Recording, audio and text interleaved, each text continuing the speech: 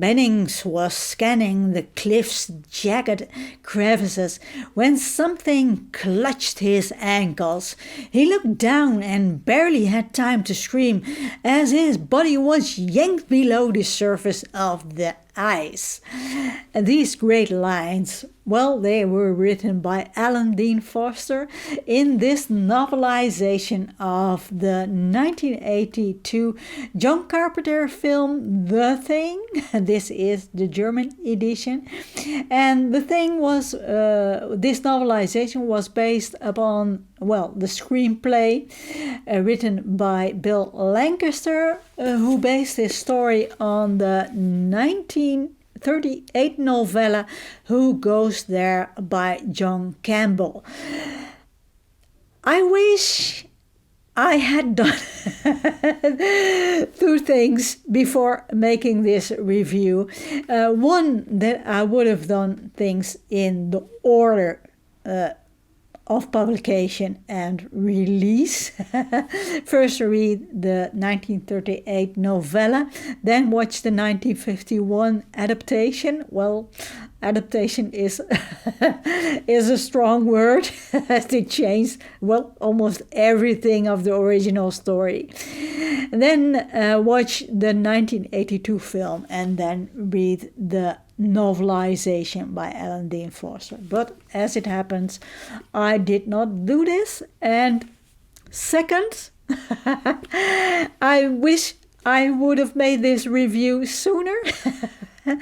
Because, well, I finished reading The Thing and watching the films in January, so I forgot a lot about it. So let's make this video a short one and one that's to the point. Welcome to Obscure Book Adventures. I am your host, Annie. Welcome to the coldest place on earth, where the thing hides in plain sight. I remember seeing The Thing back in the 1980s when I was a teenager, and I remember it being a black and white film. So when I wrote this review and when I started to watch the 1951 version and the John Carpenter version, I naturally thought, well, I saw it in black and white, so I saw probably the 1951 version of The Thing. But when I watched the John Carpenter 1982 film, I distinctly remembered the opening scene and the graphics of the titles. But I remember them being in black and white, and the 1982 version film is definitely in color. So what I think happened is that back in the 1980s, we just had black and white TV. That's why I saw it in black and white. Because when I watched it, I did find it just excellent. I remember that. I found it an excellent film. But I didn't find it that frightening, I must admit. And it being in black and white, well, it takes the frightening effects of the film a bit away, if you get what I mean. And seeing it now, it had definitely scary bits in it. And some gory bits as well. but the gory bits, well, they were just not very much gory bits in it, but a little gory bits were in it. After I've watched the film, I read the novelization, but I will go into that in a minute.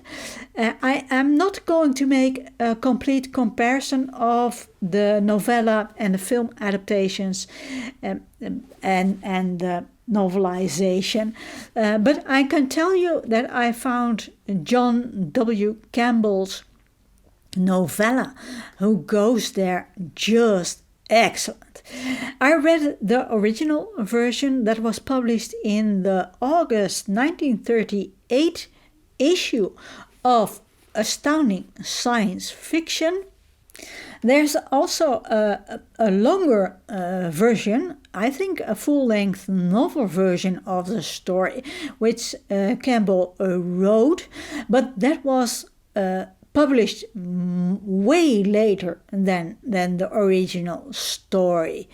And I haven't read the longer version, but what I found just excellent also was that the Astounding publication has these really fun pulpy illustrations. With reading it in the original pulpy format, it gives the real pulp feeling. But I think the quality of the story, it is just excellent.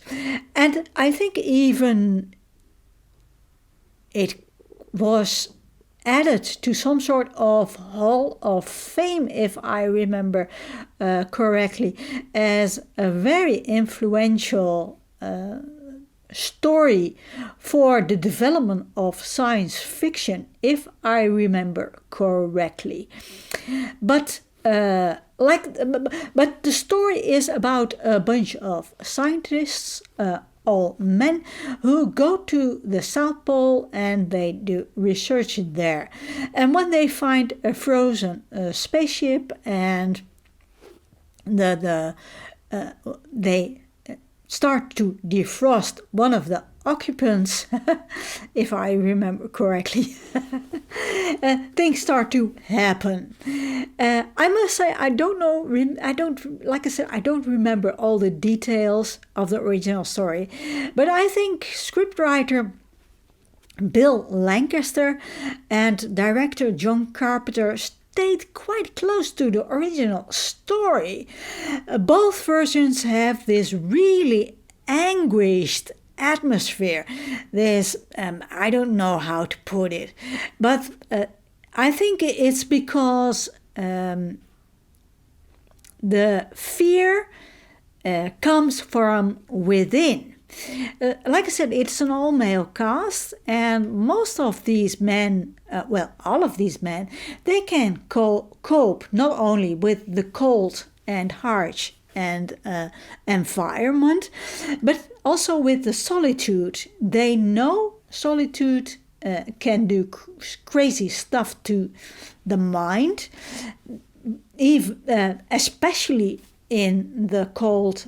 Well, summer is also cold, but in the dark winter season, and they really rely on each other. So when the threat comes from within the group instead of the outside, well, you can imagine the men get paranoid, and this is really adds suspense and tension, and the paranoia, it just builds up. I don't know exactly all the details of how the story came about, but I don't know anything about it. Maybe it had something to do with what was going on in the world in the 1930s. I don't know. If you know more about it, I'd be interested. If you let me know, because I haven't really looked into that, I must admit. In 2011, there was also a film made of the original story, Who Goes There. I didn't watch that one, but I did see the 1951 The Thing from Another World film. And this film is set in 1951, and it is set on the North Pole instead of the South Pole. This version has a woman in it, but you can't really say it's a really liberating film for the modern woman. No, because this woman isn't really crucial for the plot, and she doesn't do anything, as I remember correctly, she doesn't do any heroic stuff. Anyway, the film has a slow start. I don't really mind the slow start, as the original novella also has a slow start. But in the novella, I remember there was more suspense. There is all explaining stuff in it, and the men talk amongst themselves about stuff. But the film, the 1951 film, they talk, and they talk. And only after 40 minutes, when the alien monster, wakes up, things start to get interesting. Well, in my opinion, anyway. Campbell wrote cows in his story. This film has strawberries, and the Carpenter film has cannabis. I can see why the cows had to go, because it isn't really practical to have cows on on either the North or the South Pole. So I can really see why strawberries and cannabis are a logical choice to have in the cold of the pole. Like I said in the beginning of this video, the 1951 film, they just changed everything. And they change everything but the temperature. And even they changed the core of the story. The 1951 film, the threat comes from the outside, and the strength of the original story being the threat comes from within the group. They left out. So no, I didn't really. It was an interesting film from historical perspective, and see what they did with the story. But I didn't really enjoy it that much. It wasn't the most terrible film I ever watched, but no, it could have been better, but it was probably made cheap as well. So maybe because you could see the alien monster was just a man in a suit. This doesn't really have to be a problem, but as well, Godzilla was also a man in a suit in the beginning, and well, a lot of monsters were just men in suits. I think mostly men in suits in the 1950s and before that, but this looked more like some sort of the Mummy, as he was wrapped in bandages and he was staggering about like the Mummy. It was interesting. I can't make up my mind, but that shows that this film had to be made with not a lot of money, I think, anyway. So why am I talking about it? Well, because it was Filmtastic February in February. That was last month. And this is a film fiction and film non-fiction reading event I'm hosting with Roy and Duncan. Links to their channels in the description box below. Because if you like my videos, you probably like theirs as well. And they have a lot of Filmtastic February videos up as well.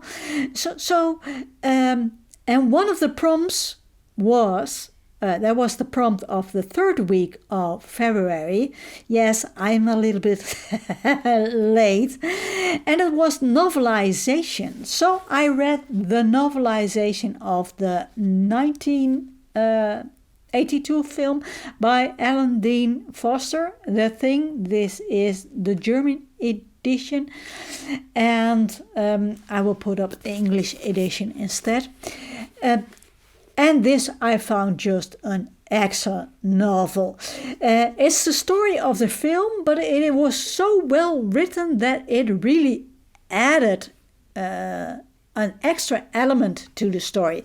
It wasn't just a transcript of the film script.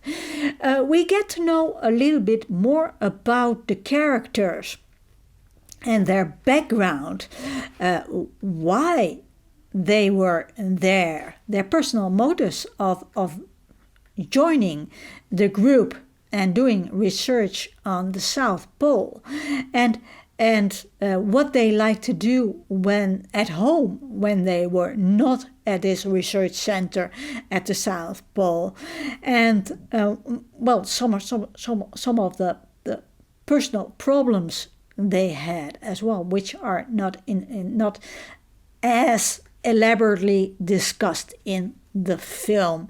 So this really added a value, in my opinion. I think Alan Dean Foster did just an excellent job. I enjoyed it very much. I can highly recommend this novelization. Well, this video has become longer than I had anticipated, but thanks for sticking around, and hope to see you in the next video.